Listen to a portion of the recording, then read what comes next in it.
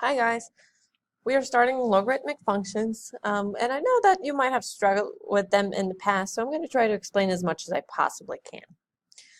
The logarithmic functions are given first as a definition. Please take a minute to read that definition. The way that we would pronounce this f of x is equal to, you would read as f of x is equal to log base a of x. We're going to keep practicing at that in class. But this is what we call the logarithmic function with base a. There are a few restrictions given to you here. First of all the x's have to be greater than 0. Please note that these x's are I call that an argument right here. Whatever is inside the log has to be positive from 0. Whatever is inside the base also have to be positive greater than 0.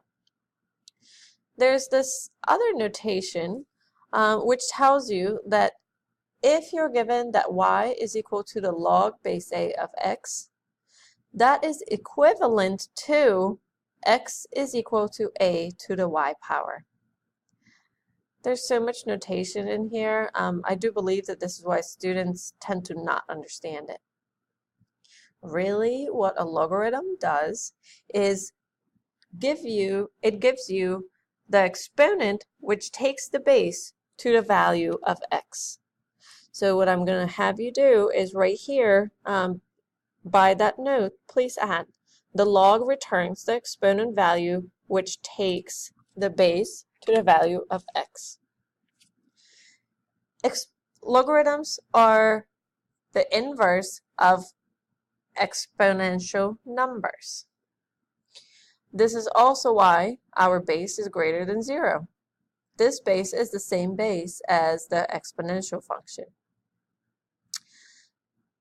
X inside of the logarithm has to be greater than 0 because what goes inside of this logarithm is really all the possible powers of your base.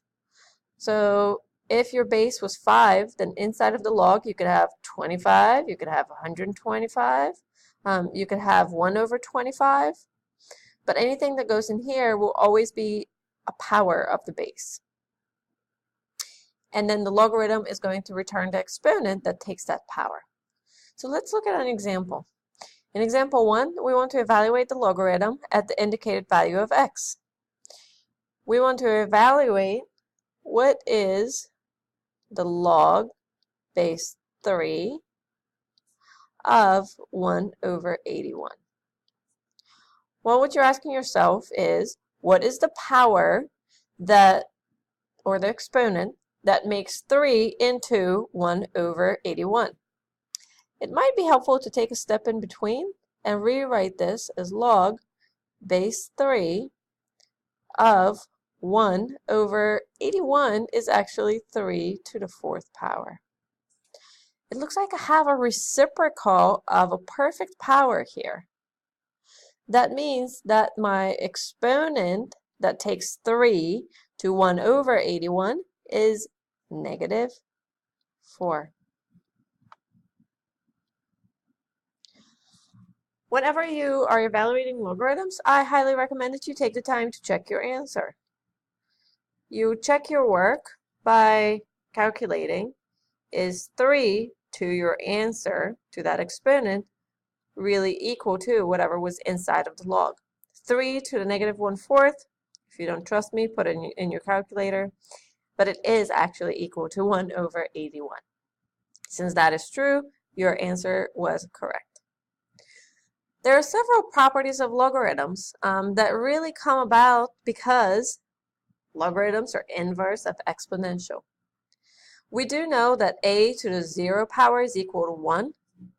So if we converted that into a logarithm, you have logarithm base a of 1 is equal to 0. We also have that logarithm base a of a is equal to 1 because of that exponential property. We have two inverse properties. The logarithm base a of a to the x power is simply going to give you that exponent power. I kind of use that property in example 1, whether you realize it or not. The other inverse property is that a to the log base a of x is going to return x. And then we have a one-to-one property. Whenever you have two logarithms with the same basis to equal one another, then x must equal y. So let's look at an example with the properties of logarithm. We're asked to simplify 8 to the power of log base 8 of 30. 8 to the power of log base 8 of 30.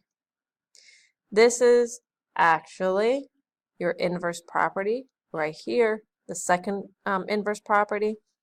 According to that property, the value of this is exactly 30.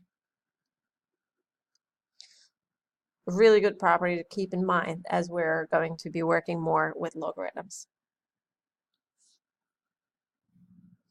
I already mentioned that exponential functions and logarithmic functions are inverses.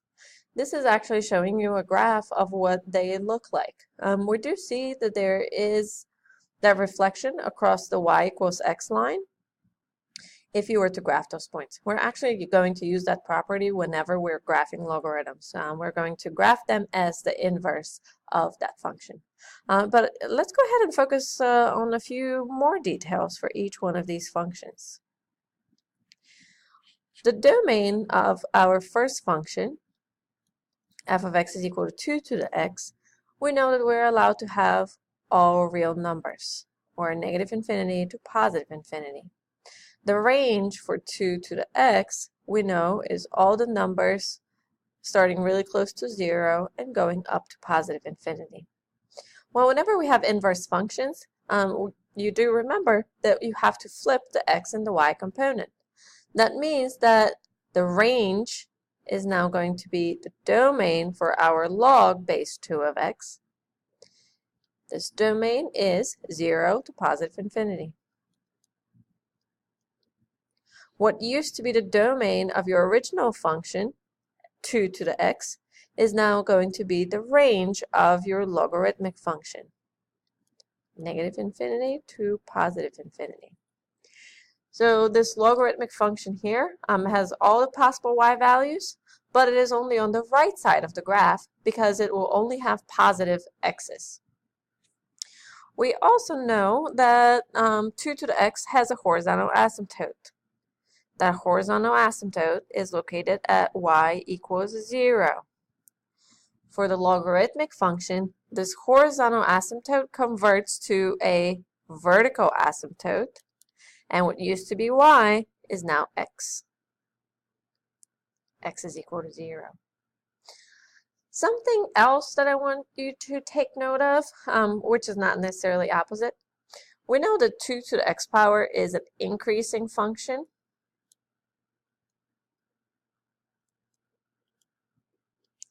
The same holds true for the log base 2 of x. This one is also increasing. So this property did not change. We did not use natural logarithms or natural exponential functions a whole lot yet. You did watch a video of how this is called, this right here, e to the power, is called a natural exponential function. We use natural logarithms a lot. The natural logarithm is defined as y is equal to ln of x. ln of x, we just don't write out the base, but really this represents, it's similar as log of base e of x. Log base e of x. It's the same thing, we just write it in this shortcut format.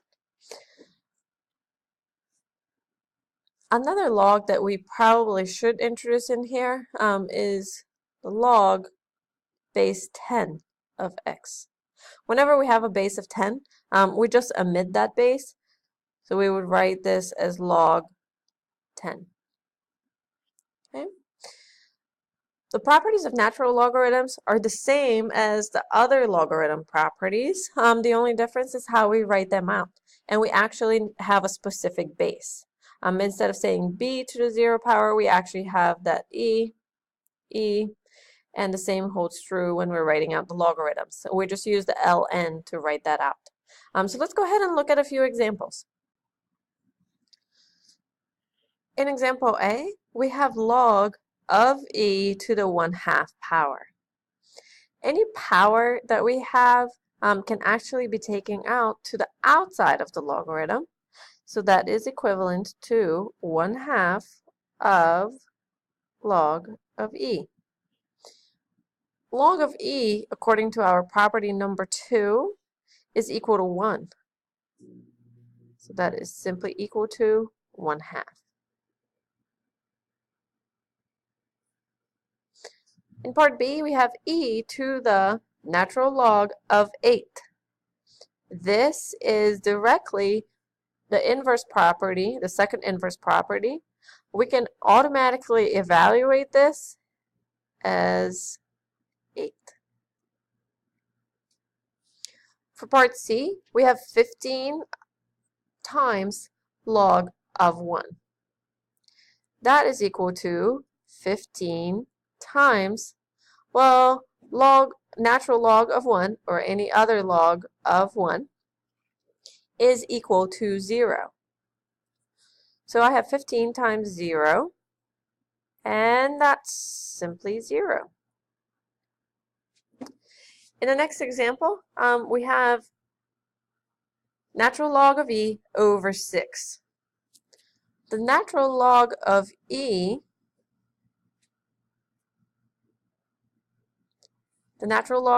is equal to 1. So I can replace that with 1 divided by 6. And there isn't anything else I can do to this.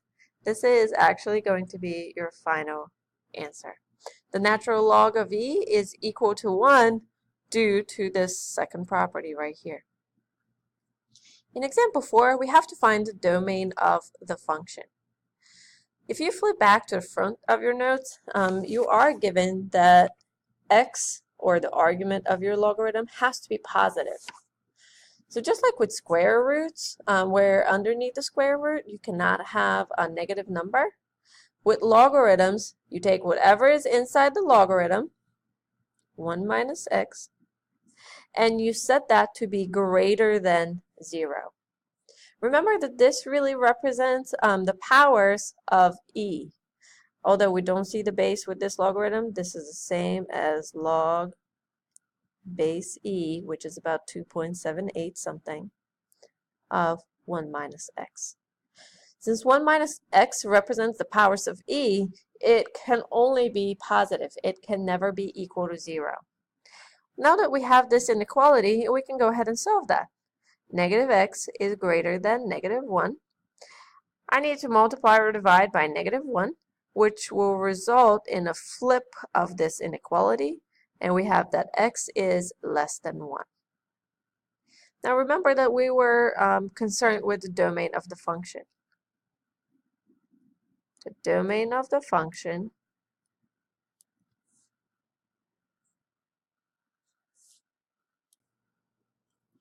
is all the x's that are less than 1. So we can give it in 2 different formats. So we can say x is less than 1. Please remember, I do like interval notation a lot better. So you would say that it is between negative infinity up to 1, not including 1. Okay? That concludes it all. If you guys aren't sure, go ahead and graph this on either Desmos or your graphing calculator, and you will see that those are actually your possible x values. I will see you all tomorrow, and we'll practice logarithms some more.